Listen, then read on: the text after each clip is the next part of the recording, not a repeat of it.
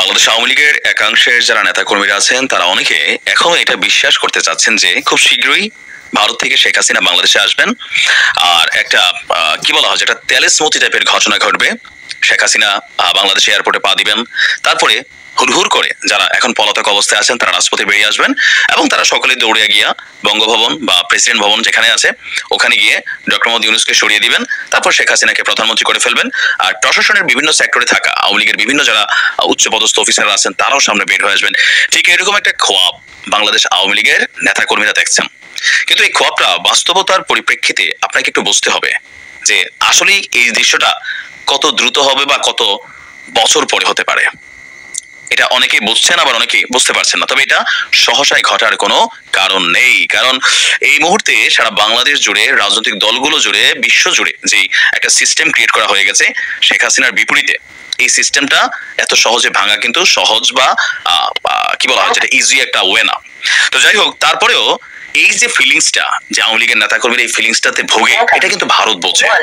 আর ভারতের যে রাজনৈতিক গোষ্ঠী বিজেপি সাম্প্রতিককালে পশ্চিমবঙ্গের একজন নেতা শুভেন্দু মজুমদার একদম কি বলা হয় যে আমার কাছে মনে মুখ্য সূক্ষ্ম একজন মানুষ না, এমনি তার শিক্ষা আছে কিন্তু রাজনৈতিক ভাবে মুখ্য সূক্ষ্ম মানুষ, প্লাস রাজনীতিটার মধ্যে এথিক্সই ঢুকাই রাখছে আপনার কি বলা হয় যে ধর্মকে কেন্দ্র করে আর বাংলাদেশকে হেয় করে।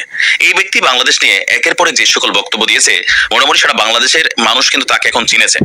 এখন শুভেন্দু নতুন একটা খেলা শুরু করেছে।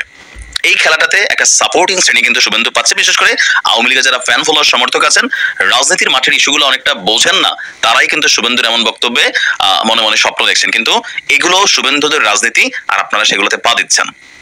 ডক্টর ইউনূসের সরকার যখন ক্ষমতায় বসছে ভারত রাষ্ট্র হিসাবে কি স্বীকৃতি দিছে নাকি দেয় নাই? দিয়েছে। নরেন্দ্র মোদী তার সাথে কথা হয়েছে, আপনার বোঝা উচিত। তো এখন একজন বিজেপির নেতার কথায় আসলে কি হবে? তারপরে ওই যে যখন নিরাশ বা হতাশ জাতি একটু আশার খবর পায় সেখান থেকে তারা স্বপ্ন দেখতে ভালোবাসে। আপনার শুভেন্দু অধিকারী হঠাৎ করে এক বক্তব্য দিয়েছে, তার এই বক্তব্যে পুরো বাংলাদেশ ভাইরাল, প্লাস আওয়ামী লীগের নেতাকর্মীরা উজ্জীবিত হয়েছে। কি তার বক্তব্য হচ্ছে যে আপনার তিনি বলছেন যে প্রধানমন্ত্রী হিসেবেই বাংলাদেশে ফিরবে শেখ হাসিনা। গতকালকে এক বিক্ষোভ সমাবেশ থেকে তার এই বক্তব্যটা তিনি সামনে এনেছেন। শুভেন্দু অধিকারী সমালোচনা করেছেন বাংলাদেশের অন্তর্বর্তী সরকারের, বলছেন যে শেখ হাসিনাই বৈধ প্রধানমন্ত্রী, বাকিরা অবৈধ। এখন এই বৈধ অবৈধের খেলা হচ্ছে সংবিধান ইস্যুটা আপনার এখানে বারবার বলা হচ্ছে।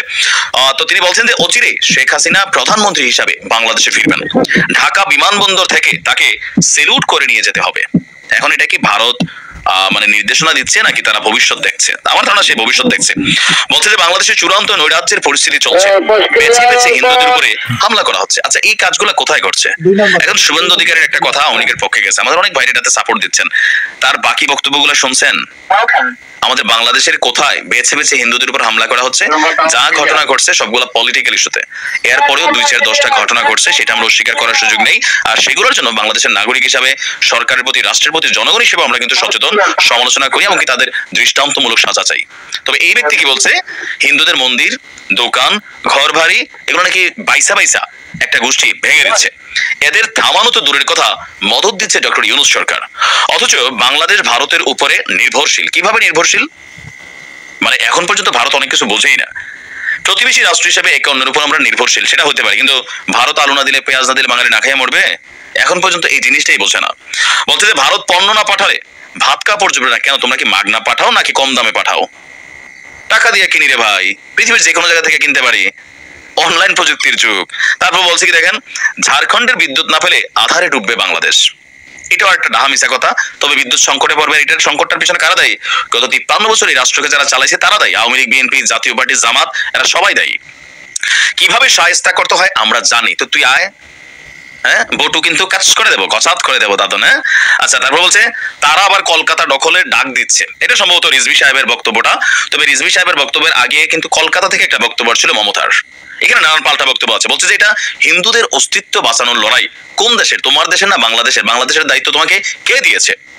বলছে এই লড়াই ধর্ম রক্ষার লড়াই, বাংলাদেশে এগুলা চলে না। শুভেন্দু, তোমার দেশে তোমরা এগুলা দিয়া বিজেপির 10.5 বছর ক্ষমতায় রাখছো, জনগণকে বোকা বানাচ্ছ, আর কিছু উগ্রপন্থী মানুষকে তোমাদের দলে ভিড়ানোর সুযোগ পেয়েছো, কিন্তু বাংলাদেশে ধর্ম রক্ষার লড়াই চলে না। আমরা মুসলমানরা যারা আছি আমরা এসব ব্যাপারে খুবই কনসার্ন। আমাদের মধ্যে একটা গোষ্ঠীর কিছু অংশ মানুষ আছে ধর্ম নিয়ে রাজনীতি করে একটা পেচকি লাগাইতে চায়, বাট বাংলাদেশের মনে হয় জনগণ এগুলার পাত্তা দেয় না, এগুলার মানুষ চিনে।